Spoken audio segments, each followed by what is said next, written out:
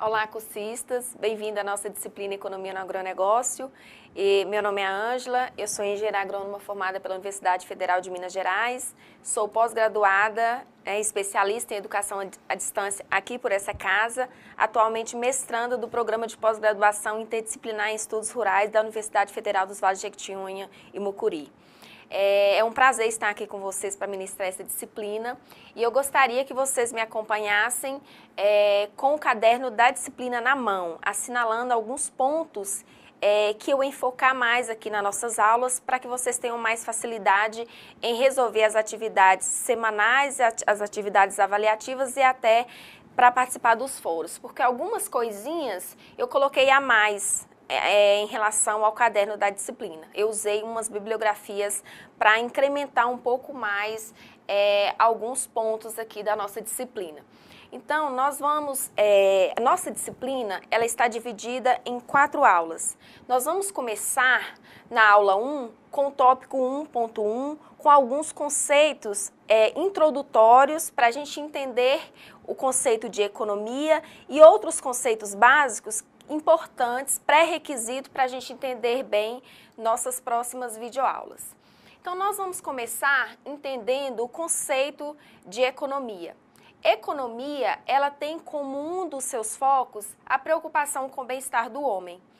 E essa preocupação com o bem-estar do homem faz com que ela seja subentendida como ciência social. Como ciência, ela estuda os fatores de produção, a alocação dos fatores de produção para a produção de bens e serviços, a fim de atender às necessidades humanas. Ela é considerada um órgão vivo, porque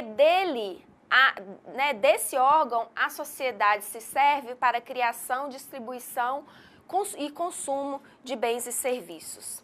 Então, os recursos produtivos, esses fatores de produção dos quais a gente está falando para a produção de bens e serviços, eles são recursos produtivos escassos.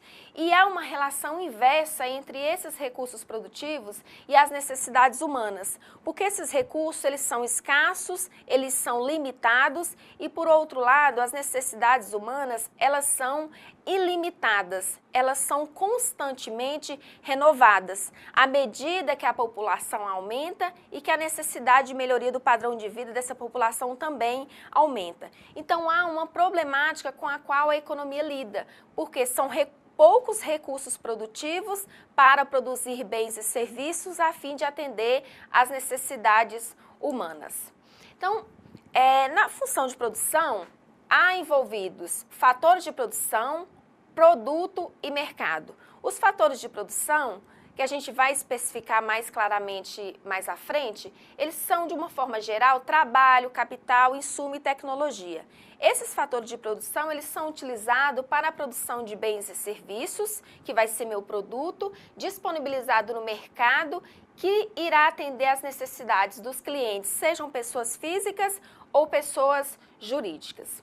Os bens dos quais a gente está falando, eles são classificados em bens de consumo e bens de capital. Os bens de consumo, eles são classificados em bens duráveis e bens não duráveis. Os bens duráveis são aqueles bens que só se desgastam com o tempo. Os bens não duráveis são aqueles bens que eu consumo naquele momento e eles acabam. Então, são bens que não duram muito tempo. E os bens de capital são bens utilizados para ampliação da capacidade produtiva do país. Então, ao ser disponibilizados produtos no mercado, as empresas, os produtores, eles têm conhecimento das demandas dos consumidores. Ele tem conhecimento de quais são os desejos dos consumidores. E eles disponibilizam os produtos no mercado de acordo com esse anseio, com esse desejo do consumidor. Então, para a mulher, a gente sabe muito bem quais são um dos seus principais desejos e assim como para o homem também, a gente sabe, o mercado também sabe quais são os seus desejos e qual é o principal dele. Então, essa problemática, de um lado, recursos escassos e do outro lado, necessidades humanas ilimitadas, é uma problemática com a qual lida a economia, seja no âmbito governamental, seja no âmbito privado. Então, vamos considerar aqui como exemplo o caso de um governo. O governo estadual de Minas, por exemplo. Ele tem no estado a necessidade de comprar ambulâncias e a necessidade de construir hospitais. Mas, por outro lado, os recursos para atender a essas necessidades são escassos. Então, ele precisa de escolher qual dessas necessidades será atendida primeiro, porque ele não tem condições de atender as duas ao mesmo tempo. Então, por isso, a economia ela tem uma característica que é denominada de teoria de escolha. Essa problemática com escassez de recursos e, por outro lado, muitos anseios, muitas necessidades, muitos desejos, é uma problemática com a qual a gente lida também no nosso dia a dia. Então, quem nunca chegou numa loja e desejou levar um par de sapato, uma bolsa, várias bijus e não teve condição de levar tudo porque tinha pouco recurso, né? Pouco recurso financeiro. Então, nós precisamos compatibilizar nossos desejos, nossos anseios com a fonte de renda que nós temos. Isso também é teoria de escolha. Nós precisamos escolher o que é que nós vamos levar. Nós não temos recursos disponíveis para levar tudo que a gente quer. Então, segundo Vasconcelos, a escassez obriga toda a sociedade a escolher entre alternativas de produção e distribuição dos resultados da atividade econômica.